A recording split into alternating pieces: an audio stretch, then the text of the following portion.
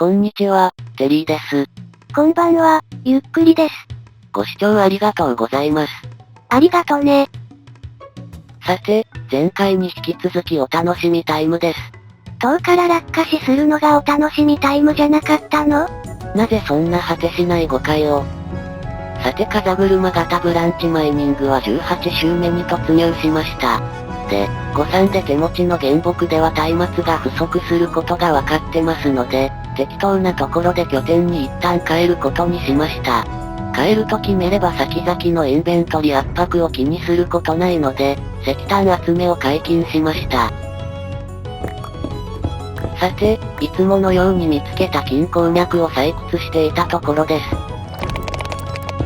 まあ鉱脈の裏からダイヤが出てくることも。ダイヤの際は溶岩を警戒し、同じ高さに降りてから採掘してますが、それで2つ目の裏鉱脈を見つけました。続いて地下峡谷の安全確保をしたところですが、次の周回でそこの水が邪魔になるので処置しています。次の周回でやってもいいんじゃないの？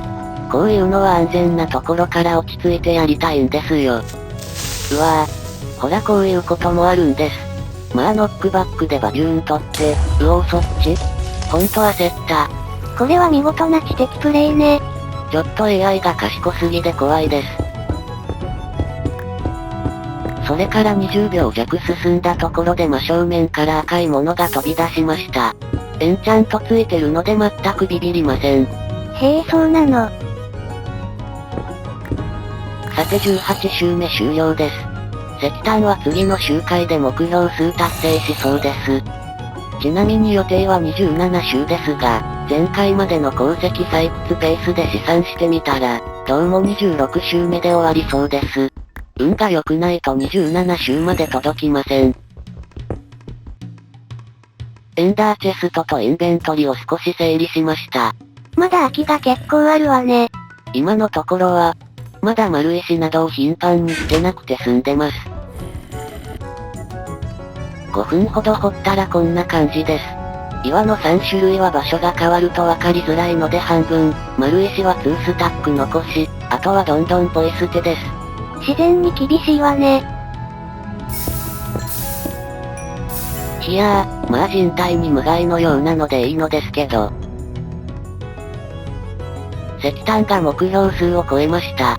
もともと127個持参してたので、石炭ブロック2スタックで1000個強です。でもまだ松明や精錬で使うわね。一気に集めるのは終わりですが、ブランチマイニングの終盤で集め足しておきます。19周目終了です。ダイヤと金が控えめでした。さて、いつものように洞窟掘り抜いていつものように水を流し、そしていつものように安全確保していたので気づくのが遅れました。なんで安全確保する前に周囲を警戒しないのよ。むしろレアモブなのに遭遇確率高すぎなのがおかしいんです。それはともかくグローストーンダストとは、またインベントリ圧迫されるじゃないですか。捨てたらいいじゃない。それから4分、ついに採掘用ツルハシの耐久ゲージがなくなりました。修理の時期です。修理で経験値を使うので、ここでエンチャントしないとさすがにもったいないです。欲しいのはやっぱり変なのがついてないダメージ増加法の件です。前回ドロップ増加法と言ってたのは誤りね。さて、アンデッド特攻法を見ながら永遠悩んでますが、追加でダメージ増加が付与されないかと考えています。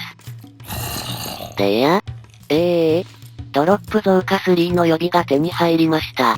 運いいわね。これで悔いなく死んでロストできるわね。さてこの勢いに乗じれば、今度こそダメージ増加法が手に入りそうです。しかしここでラグさん。せっかく乱数調整できてたのに水を刺されました。うんともすんとも言わないとはこのことね。斜め45度から叩けば治るんでしたっけ？諸説いろいろあるけどマイクラじゃ治らないわよ。エンダーチェストもダメです。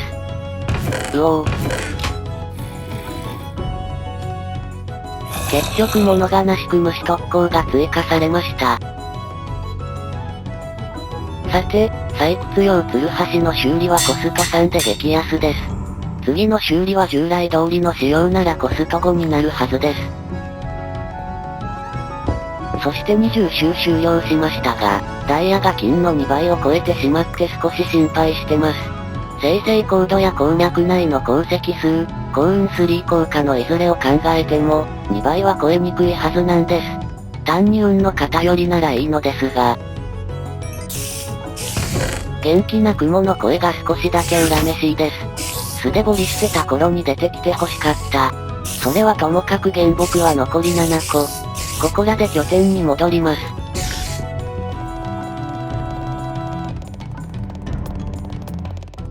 40秒で拠点に到着です。そんなかからなかったわね。やるべきことは多くなく、まずはブランチマイニング開始時に所持してた鉱石類を拠点に置いておきます。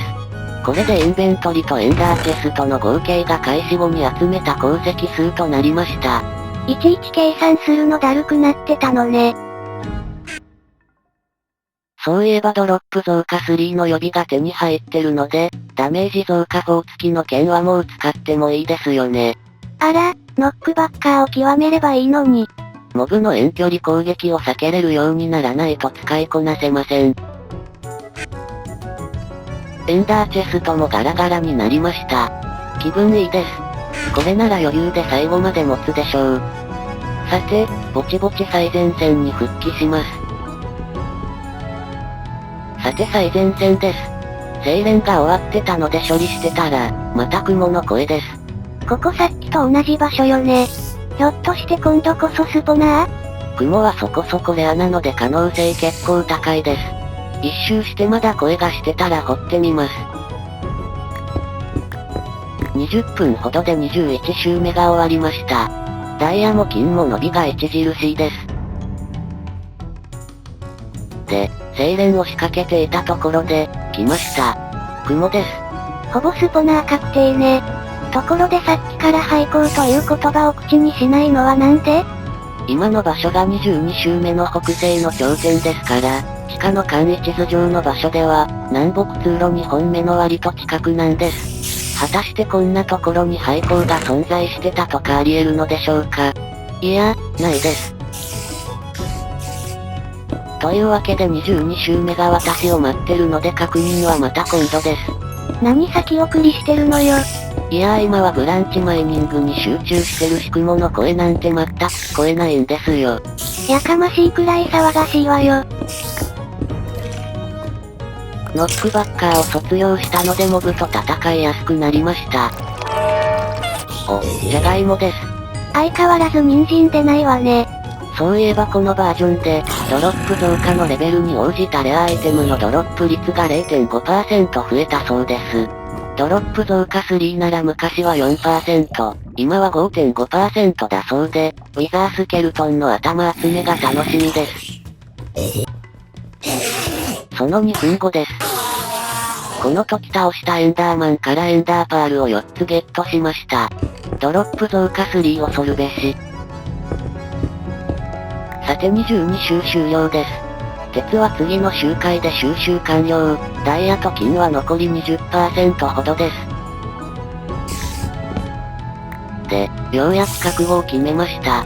雲スポナーがここで見つかれば緊急時にエンチャントで重宝しますし、色々考えてもこんなところに廃校が存在するはずがないんです。なら何の覚悟を決めたの？あれですあれ。なんかもやっとした抽象的な覚悟です。序盤でも中盤でも早めに見つかってたら楽だったのに。エンチャントをほとんど揃えた後なのに、まあ今だから見つかるんですねわかります。さてこんなもんでしょうか。お宝拝見です。魚馬鎧とレコード。持っていかないといけない掟です。でこっちも馬鎧。そんな掟いつからあったのよ。気づいた時からありました。廃止したいです。結局、バケツと骨とジャガイモと小麦は最初からなかったことにしました。せっかく拠点でアイテム欄いっぱい開けたのに。あ、だからここにスポナーがあったのね。さて改めて23周目のスタートを切ったのですが、どうも先ほどスポナーが見つかった場所が、やっぱり23周目のルート上でした。でも日頃の習慣で、全く意味のない安全確保です。このスケルトンがチェーンチェストプレートをドロップしました。モブの武器防具のドロップも、なんでか昔から持っていかないといけない掟があります。いつかこの掟が役に立つ日が来るのでしょうか。それから3分後、幻想を見ました。ついに地下にいすぎて頭が、かわいそうに。いえいつも以上にリラックスしてますけど、ほんと普通に見える幻想です。これは一体何なのでしょうか。で、早速調査に乗り出したのですが、あっさり消えてしまいます。松明設置したまま通路に戻ってみると、やっぱり幻想が見えてます。なんかこの仕組みを活用して、序盤のプレイで廃校を素早く見つけ出すことはできないものでしょうか。そしたら海洋の気のないことをスタートでもスムーズなプレイができるのですが。まず泳ぎなさいよ。さて、23周目終了です。鉄が目標数達成、金が残り10個、ダイヤはたった83個です。アイテム整理したところで今回はここまでです。ブランチマイニング開始からここまで7時間半。あと1、2時間というところでしょう。さすがに私もダイヤが400個超えたあたりから軽く疲れが出始めてます。500個というのは結構いい目標数だったかもしれません。昔より衰えているわね。前作では時々拠点に帰ってたのでそれが気分転換になっていたのかも。